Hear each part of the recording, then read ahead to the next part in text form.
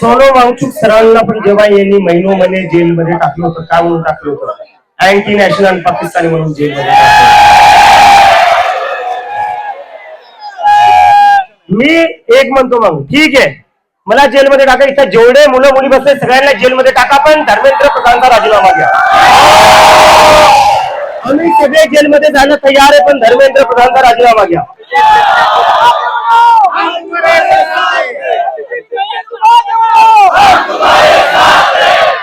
आता बऱ्याचशा लोकांना प्रश्न पडलाय, नक्की कॉक्रोच आहे काय? कॉक्रोच आहे काय? कॉक्रोच हा एक मेसेज आहे की या देशातला युवा तुमच्या पॉलिटिक्सला थकला आहे, तुमच्या पॉलिटिक्सवर फ्रस्ट्रेट झालेला आहे.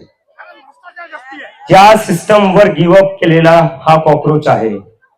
आणि भरपूर लोक म्हणतात कॉक्रोच गटारीत असतात, कॉक्रोच इथं असतात, तिथं असतात. मी म्हणतो कॉक्रोच तिथं असतात जिथं काही सडलेलं असतं.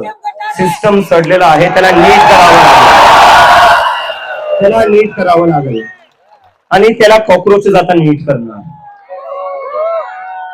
तर आपण ज्या गोष्टी ठरवल्या, सगळ्यांनी 20 तारखेला जंतर मंतरला यायचंय. हात वरती करून परत एकदा सांगा कोण कोण येणार आहे. आणि परत एकदा सांगा, हिंदू मुस्लिम की राजनीति, हिंदू मुस्लिम की राजनीति, हिंदू मुस्लिम की राजनीति. धर्मेंद्र प्रधान इस्तीफा दो, धर्मेंद्र प्रधान इस्तीफा दो, धर्मेंद्र प्रधान इस्तीफा दो, धर्मेंद्र प्रधान इस्तीफा दो,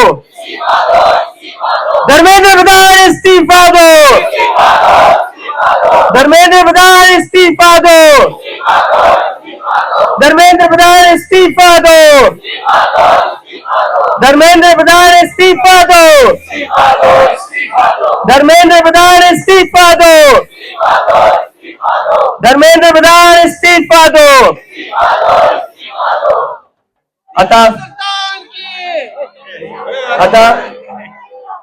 आता रोहित वेमुला जे होते त्यांना सुसाईड करून 10 वर्ष झालेले आहेत.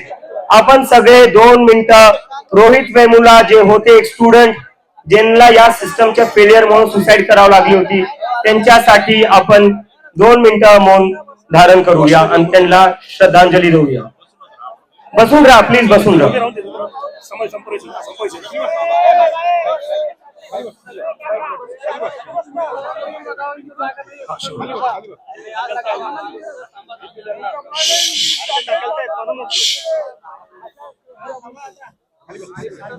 आपण सर्वजण श्रद्धांजलीसाठी शांततेत आहोत. सर्वजण शांतता करतील, प्रिंट ऑफ सायलेन्स करतील. 2 मिनिटांची क्रिया